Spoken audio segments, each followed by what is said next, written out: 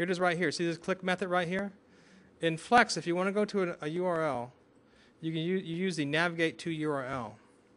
Now you have to bring up a URL request, and then you put your website in there, and then you put whatever you want to open up in. Like for example, blank is a new page. Now I got to tell you, keep this code because you'll use it all the time. I mean, we're constantly going to different sites, and we're taking students saying go to this site or that site. You'll use this code over and over again. Now what we're doing something called inline action scripting. We're actually putting the action scripting in the MXML tags. It's very good for short stuff. Now when you start doing much longer programs that are more advanced, you'll be using some ActionScript tags. We're actually going to use some ActionScript tags here just to bring in the import statements to get this to work. So if you scroll up a little bit, or I scroll up a little bit, you see I have this MXScript tag right here. So what Flex allows you to do, it actually has two programming languages. It has the MXML programming language, and it has a scripting ActionScript language. Now what the MXML does, it kind of controls your containers, where your containers go. What the ActionScript does, it actually does all the functionality for you. It makes those containers do things. It makes them bring in data. When you click on something, it makes things move around. I mean, action scripting is very important. So you're doing both.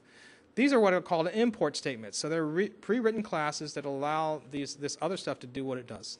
Okay. So what I'm going to do, we're going to actually open up Flex. We're going to create a script tag, and we're going to bring in these import statements. Okay. So let me move this over the screen so we can see it, reference it back. Let's bring back up Adobe Flex. We want to go to the scripting side. So you go to source, okay, and let me open that up. Good. Now I typically always put my source tag, my action scripting after the application tag, or maybe a few tags after it. You do not want to anyway put source, your action scripting, inside a state. Okay. So open that up a little bit so you have some space here. You guys see what I just did? Then you want to start the tag MX script, and notice you're getting this code hinting right away. So you should see this script right here. If you double click on that and then close that tag, it gives you all you need, the closing tag and what's called a CData tag. If you've ever used CData, it's extremely important. If you want, for example, HTML formatting inside an XML document, you're going to use the CData tag. And I even use CData tag in databases sometimes. So this is where you're going to put your script. Now, all you want to do is create some import statements. So I'm going to go import. And here's let me bring my hand over here so I can take a look at it. And I hit flash. Oh, if I can spell it. .net. I see how it's helping with that code hinting? .navigate. There it is right there, URL. So that's one of the import statements I'm going to use. The next import statement is import .flash .net .url request. That's my URL request. See, so I need to have these two so I can make the request, and so I can call the URL. And the final one is import flash .net and then URL variables in case I have a URL variable down the line.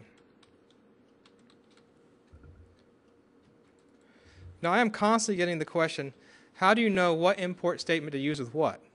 I mean, are you some type of super intelligent guru? And the answer is absolutely not. As you begin to work with these components more of an intimate level, then you begin to realize what goes inside them and what's needed to make them work. Or you just use them so many times, oh, I need that import statement. It's not intuitive. It's just experiential, something you experience after working with this for a long time. So we got those import statements. Now we can leave that alone. Now, if you're going to do more advanced action scripting, you're just going to open this up and start adding script. Okay, so this is important to have in your code. Let's go back down and put that inline action scripting on that image. Now, I don't know where the heck that image is in this right here, so I'm going to go back to design.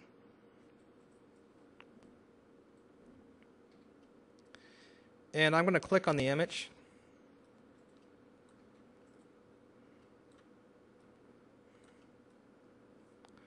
And why don't I see it? Because I bet you I'm in the wrong state. I'm in the wrong state. So let's go to Windows. Let me get my states up. And I'm going to go to state 1. Oh, that makes me feel better. Click on that image, and when I click on that image, I go back to source, and the source code is highlighted. That's pretty cool. I want to open up that command. I want to put my click statement in there. And then what I want to do is bring up my document, and I want to put all that code in there.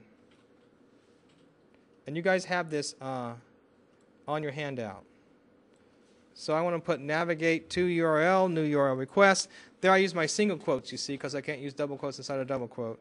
That's URL, comma, then the single quotes blank, underscore blank, okay? So you want to put all this code right in line, right in that action scripting. I'm going to move this over so I can still see it. There's my click statement right there. I can actually open that up so I can bring it over here. And I'm just going to do a little bit of typing here. A very valuable skill I learned in the 9th grade. Do you know my typing teacher used to hit me with a ruler? There's this kid, he was a real cut up. He was like president of the student union or something like that, and he used to always make me laugh like crazy. And then she'd look over and he'd act real quiet, like he wasn't doing anything. And I always got in trouble because of him. He later followed me on to school, and we went to the same college together, and he used to bug me there too. So you want to put this command in here. I typically like to cut and paste my URLs as opposed to typing them in. If this doesn't work, it's probably because I made that mistake.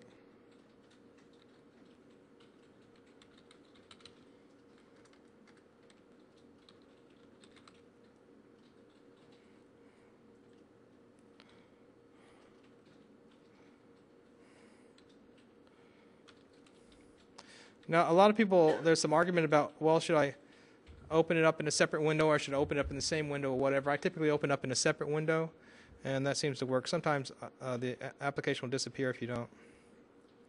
So I'm going to try this and see if it runs, and if it didn't, I'm going to save it and see if I get any errors at first.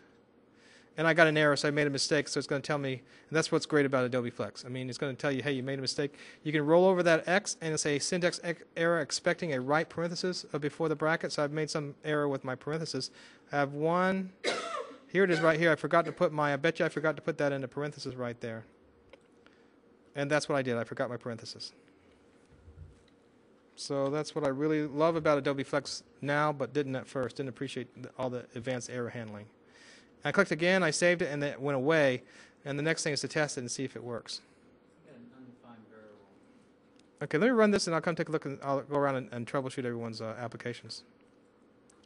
So this has come up, and then I'm going to come along here, and there it is right down there, slide 1. Let me bring this down a little bit.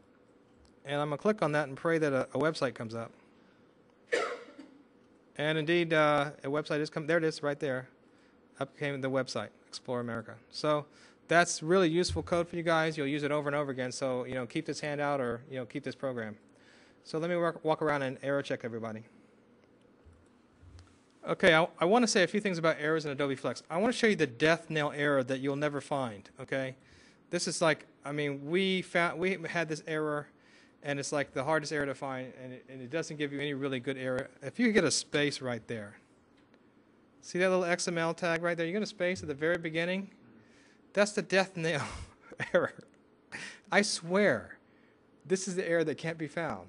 So whenever I have an error overall, I don't know where it's come from, the first thing I do is go up and look at that top tag, okay? So make sure there's no spaces there, okay? No lines at that very top, got to be right at the top, okay? Next thing about an error, if you have an error in the program and you try to run it, it says there's an error, and you go ahead and hit proceed, it's not, and you think, oh, it's fine, it ran. No, it's going to run the previous version. What the error does, it stops the compilation. So you're going to think, well, why isn't my program changing?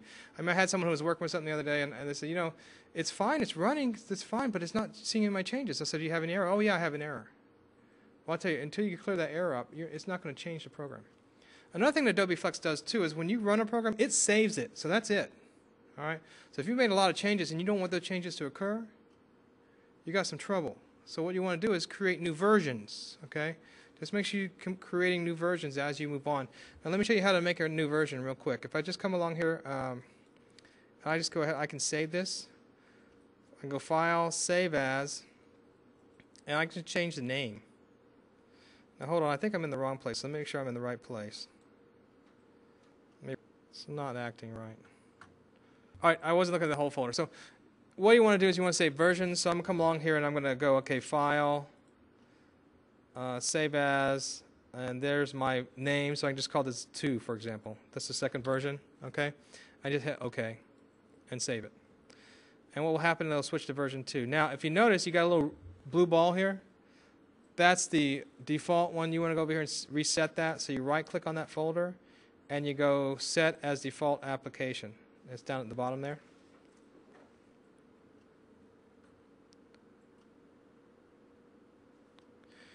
Did you see what I did? So I just right-clicked, and then I came down here. Let's get rid of that. Let me bring this down a little bit.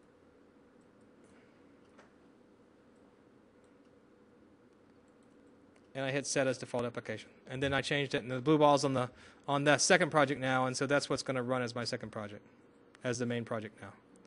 So do this often. I mean,